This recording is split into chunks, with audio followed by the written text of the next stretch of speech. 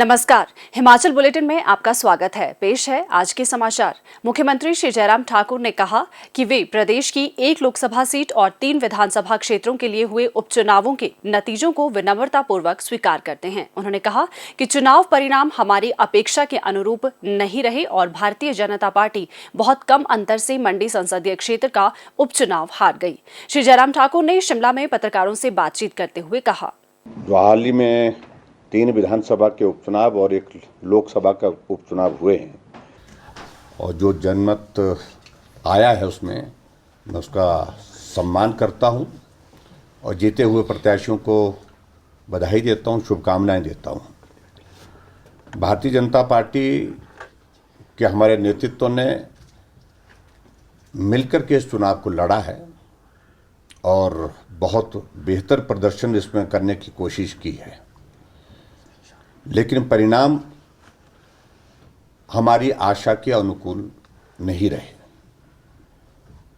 लेकिन इससे जो चीज़ें हमको सीखने को मिलेंगी तो निश्चित रूप से उन बातों पर विचार करेंगे, चिंतन करेंगे, मंथन करेंगे और राजनीतिक क्षेत्र में ये दौर सभी दलों के साथ इस तरह के आते रहते हैं, कभी जीत कभी हार, और आगे की रूपरेखा बनाएंगे और उस पर काम करके निश्चित रूप से 2022 का जो लक्ष्य है उसमें हम जीत कैसे सकते हैं, किस प्रकार हम जीत हासिल करें, उसके लिए कोई प्रयास में कमी नहीं छोड़ेंगे।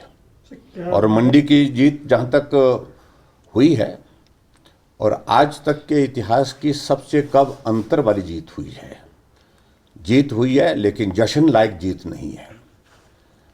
लेकिन फिर भी उसके बावजूद जनमत जो भी आया है उसको स्वीकार करता हूं और मैं इस बात को सुनिश्चित करूंगा, अपने पार्टी के नेतृत्व के साथ भी चर्चा करेंगे, पार्टी के कार्यकर्ताओं के साथ भी चर्चा करेंगे, कहाँ कमी रही, कहाँ कसर रही, इन सारी बातों को लेकर के जो उसमें आने वाले समय के लिए सुधार करने की दृष्टि से बातें आएंगी उस पर काम करेंगे। जिला कांगड़ा के पालमपुर उपमंडल से लगभग 12 किलोमीटर दूरी पर स्थित अंद्रेटा गांव ने कला के क्षेत्र में विश्व मानचित्र पर अपनी एक अलग पहचान कायम की है।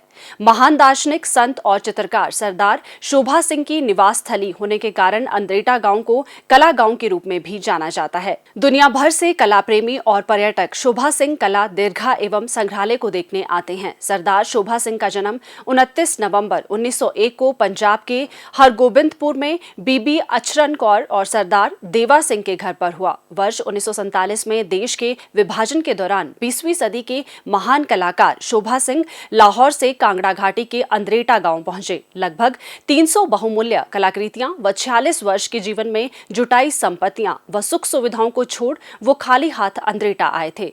अंद्रेटा की जलवायु और नैसर्गिक सौंदर्य ने उन्हें प्रभावित किया। कला के प्रति उनके जुनून का अंदाजा इस बात से लगाया जा सकता है कि शुरुआत में वे गांव में ही एक कुटिया बनाकर कला साधना में मगन हो गए। उन्होंने 1952 में एक किसान से जमीन खरीदकर स्थानीय उपलब्ध साधनों से कच्ची ईंट, बांस और सलेट से घर बनाया।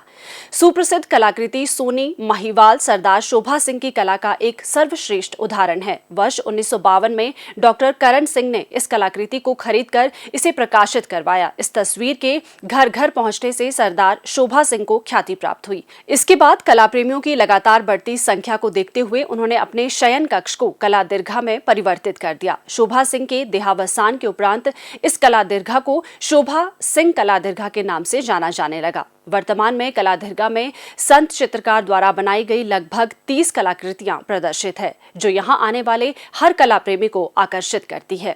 सोनी इन हेवन, उमर खयाम, हीर रांझा और हिमाचल प्रदेश के घुमंतु गद्दी समुदाय पर आधारित हर ग्रेस दी गद्दन इनकी प्रमुख कलाकृतियां हैं।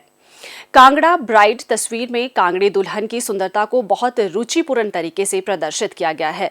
कलाकार की स्वतंत्रता सेनानियों, राष्ट्र नायकों तथा नेताओं की कलाकृतियों की श्रृंखला में महात्मा गांधी, शहीद-ए-आजम भगत सिंह, महाराजा रंजीत सिंह, डॉक्टर राजेंद्र प्रसाद, पंडित जवाहरलाल नेहरू और लाल बहादुर शास्त्री के चित्र शामिल है। सरदार शोभा सिंह को धार्मिक तस्वीरों के कारण भी विश्व ख्याति प्राप्त हुई। वो कहते थे कि मैं महान गुरु, पीर, पैगंबरों तथा ऊंचे धर्मात्माओं का चेहरा नहीं बल्कि उनके गुणों को दर्शाने का प्रयास करता हूँ।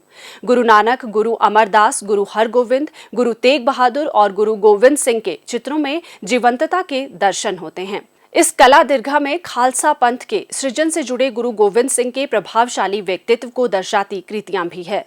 मुरली मनोहर भगवान कृष्ण, भगवान राम की तस्वीरें गैलरी को सुशोभित करती है। सरदार शोभा सिंह को व्यक्तित्व चित्र यानी पोर्ट्रेट बनाने में भी महारत हासिल थी। इसका उत्कृष्ट उदाहरण है उनकी आत्म छवि, जिसको दर्शक देखते ही रह जाते हैं।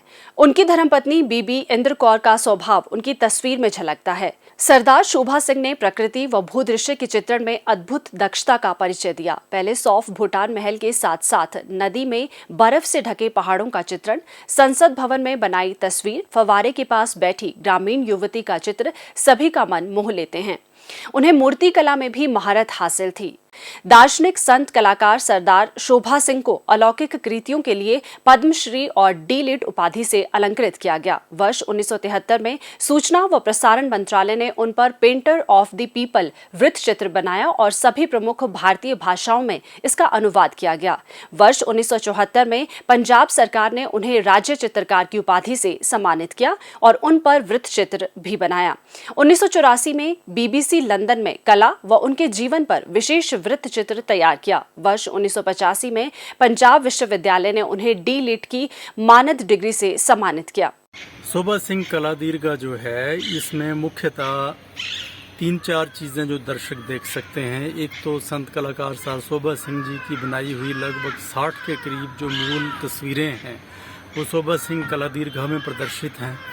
और इसी तरीके से वर्ष 2011 में शोभा सिंह म्यूजियम जो है वो इस कम्प्लेक्स में शामिल किया गया है, जहाँ पे शोभा सिंह कलाकार की जो जीवन के साथ जुड़ी स्मृतियाँ हैं उनको संजोया गया है, जिसमें उनकी फोटोग्राफ्स हैं, उनका जो व्यक्तिगत सामान है उस तरह का है। जैसे वो बुत बनाते थे, बुत भी यहाँ पे रखे हुए हैं।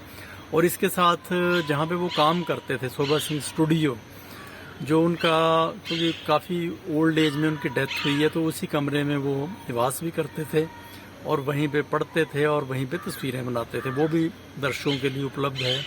और इसके साथ जो एक नई चीज़ अभी हमने जोड़ी है वो है आर्टिस्ट रेजिडेंसी, यानी कि कलाकार तपोवनी, जहाँ देश विदेश का कोई भी जो कलाकार है यहाँ पे आके रह सकता है। उसके रहने की व्यवस्था की गई है और एक प्रदर्शनी हॉल है जहाँ पे वो अपना जो कार्य है उसको प्रदर्शित कर सकता है। तो वर्ष भर में लगभग 15-16 हज़ार टूरिस्ट कोविड से पहले यहाँ पे आता था और अब थोड़ी सी रिस्ट्रिक्शंस खुली हैं तो टूरिस्ट नए सिरे से आना शुरू हो गए हैं। तो जिन लोगों की कला, संस्कृति, इतिहास में रुचि है उनके लिए ये बहुत ही दर्शनीय स्थल है।